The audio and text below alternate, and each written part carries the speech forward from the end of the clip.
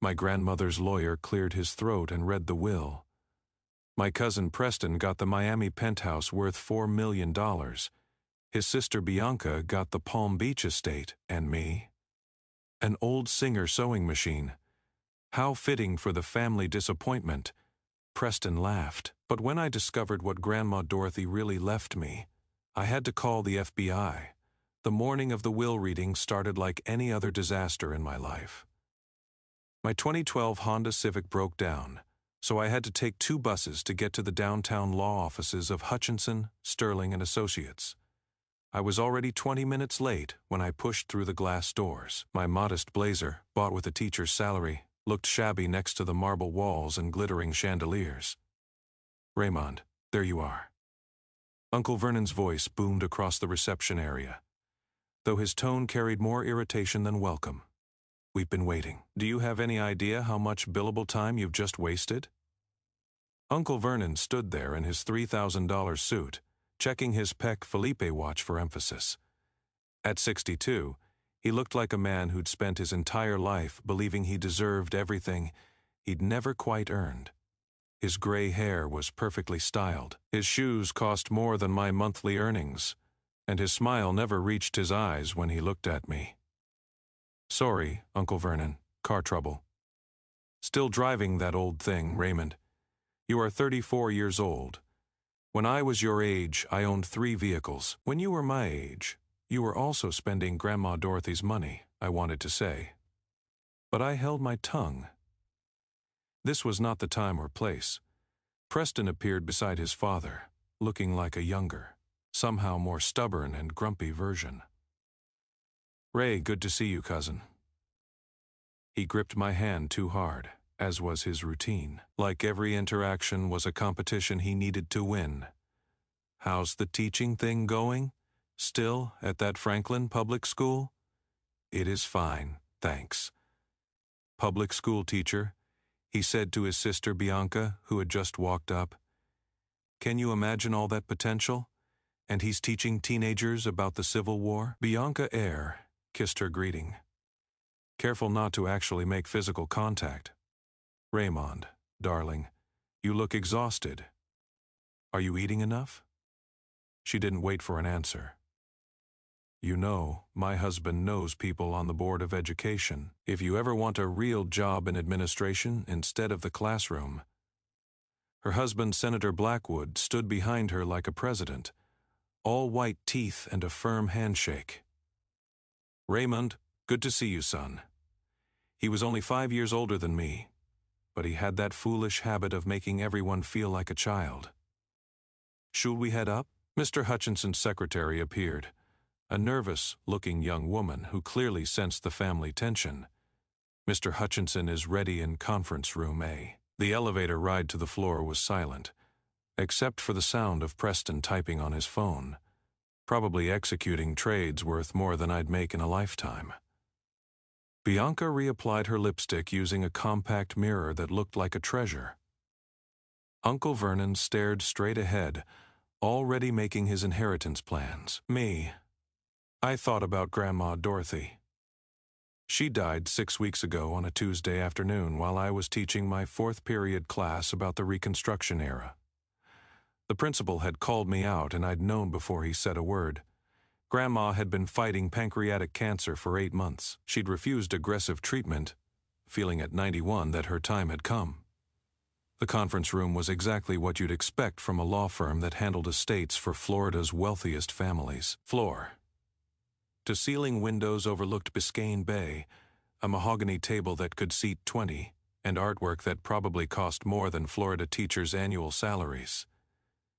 I took my usual spot at the far end, the same place I'd sat at every family gathering since Dad died. Mr. Hutchinson entered, carrying a thick folder. He was ancient himself, probably should have retired years ago, but Dorothy had trusted him for 40 years. His hands shook slightly as he set down the papers. "Thank you all for coming. Mrs. Dorothy Whitmore was very specific about her wishes, and I'll be reading her will exactly as she instructed." He began with the smaller bequests. $50,000 to her housekeeper, Maria, $25,000 to the gardener, who'd maintained her properties, various amounts to charities she'd supported. Then came the main event. To my eldest son, Vernon James Whitmore, I leave my investment portfolio to be managed through the existing trust structure. Uncle Vernon nodded, unsurprised. $8 million, just like that. To my grandson, Preston Vernon Whitmore, I leave my condominium property located at 1800 Biscayne Boulevard, Miami, Florida. Preston actually pumped his fist like he'd just closed a major deal. The Whitmore family conference room at Hutchinson Sterling & Associates felt like a courtroom where I'd already been found guilty. The air conditioning was set to the coldest setting, the way wealthy people always kept their spaces, as if comfort itself was something to be hoarded. I pulled my father's old blazer tighter around my shoulders, the one I wore to every family gathering like a suit of armor that never quite protected me from their barbs. To my granddaughter, Bianca Marie Blackwood, Mr. Hutchinson continued, his voice steady despite his age. I leave the estate property at 2847 South Ocean Boulevard, Palm Beach, including all furnishings and the associated beachfront. Bianca touched her pearl necklace and smiled at her husband. Mother Whitmore always said that property would stay in the family. She said to no one in particular, though her eyes found mine, with the right people, of course. The expensive table reflected our faces like dark water. I could see myself distorted in its surface, looking exactly like what they all thought I was.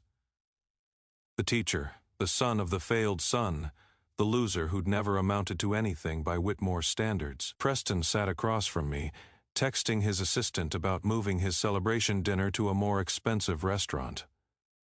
Uncle Vernon reviewed documents on his tablet, already calculating tax strategies for his windfall. There are several more specific bequests, Mr. Hutchinson said, flipping through pages with efficiency. He read through a list of cousins I'd met maybe twice, each receiving amounts between $10,000 and $50,000. Dorothy's personal effects were divided among her friends from the country club. Her jewelry collection went to various female relatives, none of whom had bothered to call her during her chemo treatments. I'd been there every Tuesday and Thursday after school, bringing her submarine sandwiches from her favorite deli, and sitting with her while the poison dripped into her veins. She'd tell me stories about buying her first property in 1958, about facing down bankers who wouldn't take a woman seriously, about building an empire one handshake at a time. "You remind me of your father," she'd said during one of our last conversations. "Arthur had integrity. That's rarer than money, Raymond." Now Mr. Hutchinson's voice pulled me back to the present. We come to the final personal bequest. To my grandson, Raymond Arthur Whitmore, I leave my 1952 Singer featherweight sewing machine, model 221, currently stored in the attic of the family home at 445 Coral Way. The silence lasted exactly 3 seconds before Preston's laughter filled the room. Not a chuckle, not a suppressed giggle, but full-throated laughter that echoed off the windows. A sewing machine? He was actually wiping tears from his eyes. Oh my God, that's perfect. That's absolutely perfect. Ray gets a sewing machine. "Preston, please," Uncle Vernon said, but his mouth twitched mockingly with his own suppressed amusement. "Show some respect." "No, Dad, don't you see? It's poetic. The teacher gets an antique sewing machine. What's he supposed to do with that? Teach home economics? Do they even have that in public schools anymore?" Bianca leaned forward, her voice dripping with false sympathy. "Raymond, I think it's sweet. Grandma Dorothy always said you were special to her. This must have sentimental value." "Sentimental value doesn't pay the rent," Preston added, with a touch of reality. "But hey, Ray, if you need money, I'm sure that thing is worth at least a few dollars online." Mr. Hutchinson cleared his throat. "The sewing machine is specified as a restricted bequest. It cannot be sold, donated, or transferred for a period of 10 years. So he can't even sell it." Preston was beside himself now. "Ray, did you tick her off somehow? Did you correct her grammar one too many times?" I kept my face neutral, a skill I'd perfected over years of family gatherings. Inside, my stomach churned with a mixture of hurt and confusion. Dorothy had been my champion, the one person who'd defended my choice to teach, who'd said the world needed more people who shaped minds, instead of just moving money around. Why would she do this? The estate is otherwise to be liquidated according to the trust provisions established in 2015. Mr. Hutchinson continued, closing the folder. The family home will be sold with proceeds divided according to the percentages outlined in Appendix C. Mr. Raymond Whitmore is permitted to retrieve his bequest at his earliest convenience. Uncle Vernon stood first, buttoning his suit jacket with the smooth motion of a man who'd gotten exactly what he expected. Well, Raymond, I suppose you'll want to get that machine soon. We're putting the house on the market Monday. Monday? Grandma only passed away a month and a half ago. The market's hot right now, Vernon replied, already heading for the door. There's no room for sentimentality in real estate. The rest of the will reading blurred into a symphony of greed and satisfaction. Preston called his office to have champagne ready for his return. Bianca started discussing renovation plans with Senator Blackwood. Something about a new tennis court where Grandma Dorothy's vegetable garden had been. Uncle Vernon was already on the phone with his financial advisor, setting up meetings to discuss major portfolio integration. I sat there watching them carve up her life like vultures over carrion. Not one of them mentioned missing her. Not one of them shared a memory or shed a tear. They'd gotten what they came for, and now Dorothy Whitmore was just a signature on a check. Raymond. Mr. Hutchinson's voice cut through my thoughts. There's a storage unit key here for you as well for the sewing machine. The family home is being shown to buyers this weekend, so you'll need to collect it before then. He handed me a small brass key with a paper tag reading Attic East Wing. I pocketed it without looking at the others, though I could feel their amused glances. Don't forget to check if it comes with thread, Preston called out as I headed for the door. Wouldn't want you to have to spend your own money on accessories. The drive to Grandma Dorothy's house in Coral Gables took 40 minutes in Miami traffic. I'd made this drive hundreds of times over the years, but this would not happen again. The sprawling Mediterranean Revival mansion sat on 2 acres of manicured grounds, its coral stone walls glowing pink in the afternoon sun. This was where Dorothy had moved in 1975, after her real estate empire had grown beyond her wildest dreams. The house felt hollow without her. Maria, the housekeeper, had already been let go, and the furniture was covered in white sheets. My footsteps echoed on the terrazzo floors as I climbed to the 3rd floor, then pulled down the hidden ladder to the attic. The attic was stifling, filled with decades of accumulation. Boxes labeled 1987 Christmas, Vernon's College, Arthur's books. That last one made me pause. My father's things boxed up and forgotten after his death 5 years ago. I ran my finger through the dust on top, leaving a clean stripe like a wound. The sewing machine sat in the far corner, pristine in its black carrying case. A note was taped to the handle in Dorothy's own handwriting, for Raymond, handle with care. I carried it down to my car, the case surprisingly heavy for such a small machine. As I set it in my trunk, Preston's BMW pulled up behind me. Couldn't resist seeing the old place one more time, he said, getting out. But his eyes were calculating, not nostalgic. Dad wants me to check what else is up there. Make sure nothing valuable gets left behind. It's mostly Christmas decorations and old photos. Photos can be valuable, especially if they're embarrassing. He winked like we were conspirators. Bianca's husband has political aspirations beyond the state senate. Can't be too careful. He disappeared into the house while I sat in my car, staring at the sewing machine case through my rearview mirror. Why this? Why leave me something so seemingly worthless when she knew how they'd react? That night in my apartment, I placed the machine on my kitchen table. The black metal gleamed under the lamp. Singer spelled out in gold lettering across the front. The machine was functional and in perfect condition. But when I examined it closely, something felt off. The needle had never been threaded. The foot pedal's cord was still wrapped in its original paper. This machine had never been used for a single stitch of work. Dorothy had told me stories about her original sewing machine, how she'd started her empire by altering designer clothes for wealthy Miami Beach widows. "Every fortune starts with a single thread, Raymond," she'd said.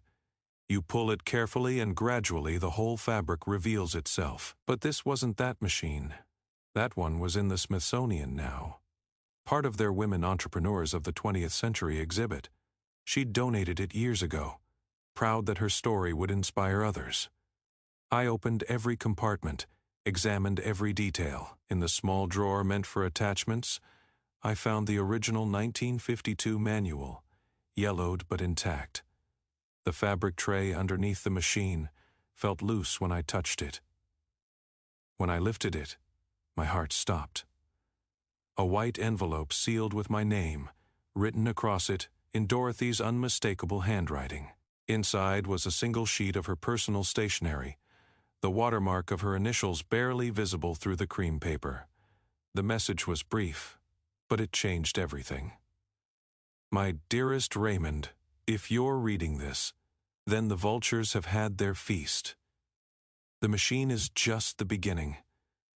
Look where the roses never bloom. Remember our talks about the old Whitmore estate in Coral Gables? Some gardens hide more than beauty. The truth about your father's death is there. Trust no one in the family. The combination is your father's real birthday, not the one Vernon tells everyone. All my love, Grandma D." My father's death. The words hit me like a shockwave in my veins.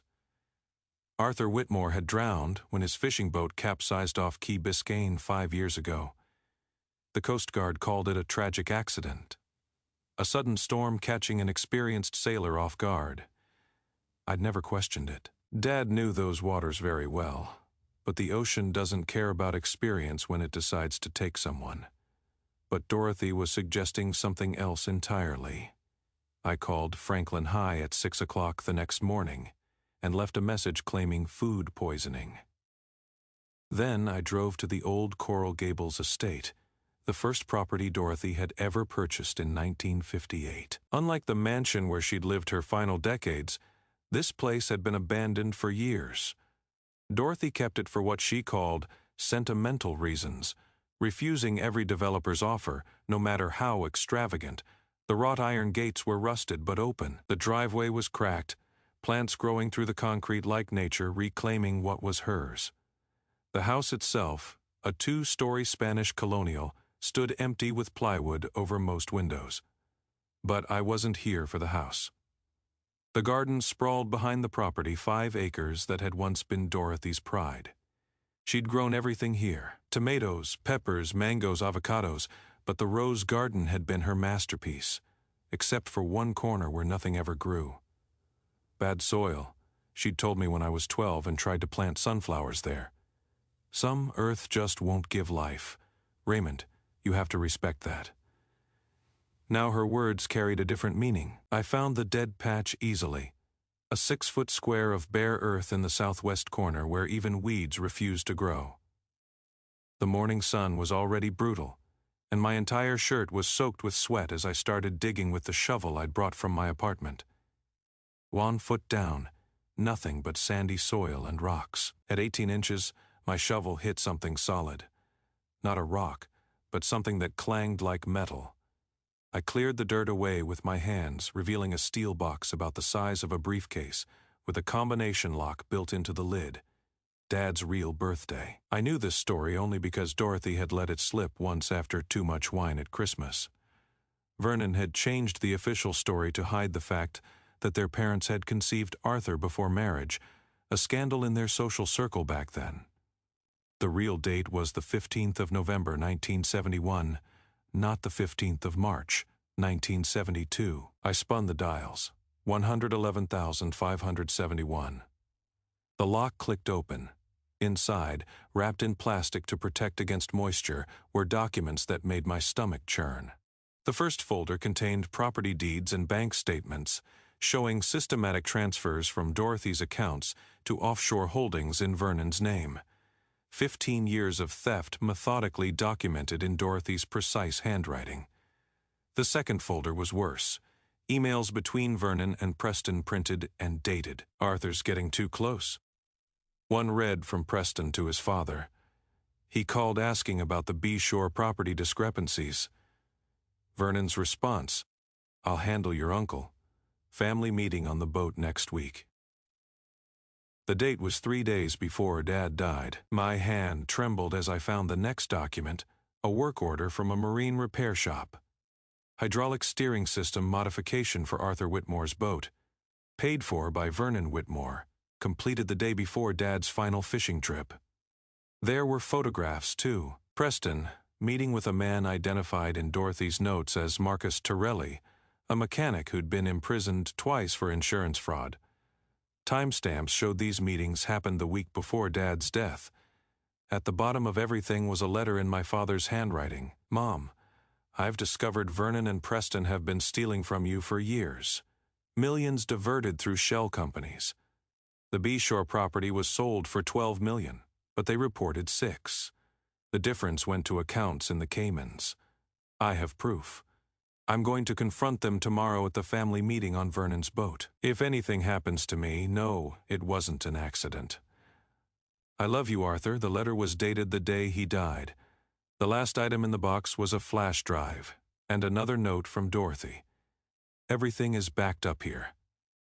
3 copies exist in safety deposit boxes you'll find listed in the attached document. I've been gathering evidence for 5 years, but my lawyers said it wasn't enough while I was alive. They'd destroy me with countersuits and delays. Dead, I'm untouchable. Dead, they can't threaten me. Make them pay. Raymond. Your father will be proud of you." I waited in that dead garden for 20 minutes, reading and rereading the document without doing anything. The evidence was meticulous, thorough, and damning. Dorothy had spent 5 years building a case that would destroy Vernon and Preston. She documented not just the murder conspiracy, but decades of embezzlement, totaling $30 million. The flash drive contained gigabytes of additional evidence. Marina security footage showing Preston and Vernon near Dad's boat the night before he died. Bank records showing massive transfers immediately after his death. Even a recorded phone conversation where Vernon told someone that the Arthur problem has been eliminated. My phone rang, jarring me from my spiral of rage and grief. Preston's name appeared on the screen. "Ray, where are you? You were supposed to meet me at the bank this morning to sign off on the house sale papers. I never agreed to that." "Well, Uncle Vernon needs all heirs to sign. Just a formality. Listen, I'll throw in $5,000 cash if you come now. I know the sewing machine thing was rough. Consider it a family bonus." The indignity of him offering me pocket change while sitting on millions they'd stolen sharpened my decision. "I'll pass, Preston." "Your lost cousin, by the way. Did you ever figure out what to do with that machine? I know an antique shop that might give you $200 for it." I hung up and called the FBI. The Miami field office transferred me twice before I reached Agent Patricia Martinez in financial crimes. I explained I had evidence of embezzlement and murder. She was skeptical until I mentioned the amount involved and started listing the evidence. "Don't touch anything else," she said, her tone shifting from routine to urgent. "Where exactly are you?" 2 hours later, the abandoned garden was swarming with FBI agents. They cataloged every document, photographed every page. Agent Martinez, a woman who looked like she'd seen enough corruption to last several lifetimes, reviewed the flash drive contents on her laptop. "Your grandmother was very thorough," she said. "This is prosecutable. The murder conspiracy will be harder to prove, but the financial crimes are bulletproof." What happens now? "We build the case. This will take a few weeks, maybe a month. You'll need to continue living normally. Can you manage that?" The next 3 weeks were torture. I taught my classes, graded papers, attended faculty meetings, all while knowing what was coming. Preston called twice more about various estate matters. Each time his condescension made my skin crawl. Uncle Vernon invited me to lunch to discuss your future, which I politely declined. The arrests happened on a Thursday morning, coordinated across 3 locations. Vernon was taken from his country club during his weekly golf game. The FBI agents waited until he was on the 9th hole, surrounded by his cronies, before announcing his arrest for murder, conspiracy, embezzlement, and wire fraud.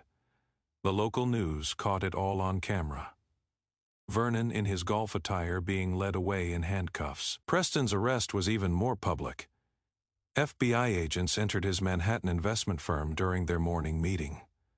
According to a colleague who called me later, Preston actually tried to sprint through the office in his Italian loafers before being tackled by an officer near the elevator. They paraded him out through the lobby, disgraced, in full view of every employee and client. Bianca's arrest came at a charity luncheon, where she was being honored for her philanthropy. Agent Martinez told me later that Bianca had fainted when they read the charges, which included money laundering through her husband's campaign funds. Senator Blackwood wasn't arrested, but his political career was destroyed that day. The investigation revealed the full scope of their crimes. Vernon and Preston had created 47 shell companies to siphon money from Dorothy's empire. They'd sold properties below market value to their own holdings, skimmed management fees, and even made financial agreements with banks against Dorothy's assets for their personal use. The murder evidence was more complex, but the prosecutors were confident. The tampered hydraulic system, the meetings with Torelli, the timing of the transfers after Dad's death, it all established a clear scheme. Torelli himself, facing his 3rd strike, agreed to testify in exchange for a reduced sentence. During the trial, I learned things that made the betrayal even worse. Vernon had been stealing from his mother since the day she gave him power of attorney. Preston had joked in emails about bleeding the old bird dry. Bianca had helped hide assets by purchasing property through her husband's donors. They'd killed my father for trying to protect his mother. They'd been acting for 5 years at family dinners, while his orphaned son sat at the same table. They'd committed the theft of millions, while Dorothy lay dying of cancer, too weak to fight them, but strong enough to document every crime. The trial lasted 6 months. I sat in that courtroom every day I wasn't teaching, watching as prosecutors laid out the case Dorothy had built from her deathbed. Vernon's lawyer tried to paint him as a devoted son managing his mother's complex affairs. That defense crumbled when they played the recorded phone call where he called Dorothy a senile fool who should have died years ago. Preston broke first, facing life in prison for the murder conspiracy. He agreed to testify against his father in exchange for a reduced sentence of 25 years. His testimony was devastating. He described how Vernon had planned everything, how they'd tested the boat modification on another vessel first, how they'd watched the weather reports, waiting for the perfect storm to provide cover. "Did you feel any remorse?" the prosecutor asked him. Preston looked at me across the courtroom. "Arthur was going to destroy everything we'd built." "You mean everything you'd stolen?" "I mean everything we deserved." That word "deserved" summed up their entire worldview. They deserved Dorothy's money because they were her blood. They deserved to steal because they were smarter. They deserved to kill because someone got in the way. Vernon got life without parole. The jury deliberated for less than 2 hours. When they read the verdict, he stared straight ahead, still believing himself the victim. Bianca got 15 years for money laundering. Her husband divorced her before the trial ended, distancing himself from the scandal that destroyed his career. But Dorothy had saved her biggest surprise for last. Mr. Hutchinson called me the day after the verdicts were read. "Raymond, there's an addendum to your grandmother's will." It was sealed with instructions to open only upon the successful prosecution of the involved parties. I met him at his office, the same conference room where I'd been humiliated 6 months earlier. This time, I was alone. "Your grandmother restructured everything 2 years ago," he explained, sliding documents across the table. The bequests to Vernon, Preston, and Bianca were contingent on them being free of any criminal wrongdoing regarding her estate. Upon their conviction, everything goes to you. Everything, every property, every investment, every penny they thought they'd inherited. $50 million in total, plus damages from the criminal restitution. The Miami penthouse Preston had already redecorated. The Palm Beach estate where Bianca had started building her tennis court. All of it mine. But more importantly, there was another letter from Dorothy. My dearest Raymond, if you're reading this then, justice has been served. I knew the truth about your father's death within weeks of it happening. A mother knows when her child has been murdered, but I was old, sick, and they controlled so much going to the police would have meant lawyers, delays, and likely my own death before seeing justice. So, I waited, I planned, I documented, and I trusted you. You were never the disappointment, Raymond. You were the only one who inherited what really mattered to me. Integrity. Your father had it too, which is why they killed him. The sewing machine was my first purchase when I started over after leaving my abusive first husband. It was never used because it was a symbol, not a possession. It represented the power to create and start anew rather than destroy. Now it's your turn. Make your father proud. Your father is proud of you. I kept teaching. Walking away from my students felt like letting Vernon and Preston win. Like admitting that money was more important than purpose. But I used Dorothy's fortune to create the Arthur Whitmore Foundation for Ethical Business Practices. We provide scholarships for first-generation college students, support for whistleblowers, and funding for forensic accounting investigations into corporate crime. Preston's penthouse became a shelter for abused women starting over, just as Dorothy once did. The Palm Beach estate was converted into a retreat for teachers, offering free weeks of respite for educators dealing with burnout. The Coral Gables property, where Dad's letter had waited 5 years for discovery, became a memorial garden.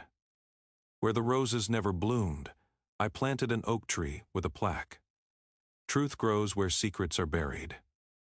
The sewing machine now sits in a glass case in my classroom, with Dorothy's story beside it. My students often ask why I keep it there in a history classroom. Because history isn't just about the past, I tell them. It's about the threads connecting us to those who came before. Sometimes pulling one thread unravels everything. Sometimes that's exactly what needs to happen. Last week, a student stayed after class, troubled by something in her own family. As we talked, she kept glancing at the sewing machine. Mr. Whitmore, how did your grandmother know you'd figure it out? She knew I'd remember the story she told. She knew I'd care enough to look deeper, but mostly she knew I was my father's son. That's the real inheritance Dorothy left me, the knowledge that justice might be delayed, but doesn't have to be denied. That truth can survive burial if someone cares enough to dig, and that sometimes the smallest gifts carry the greatest power.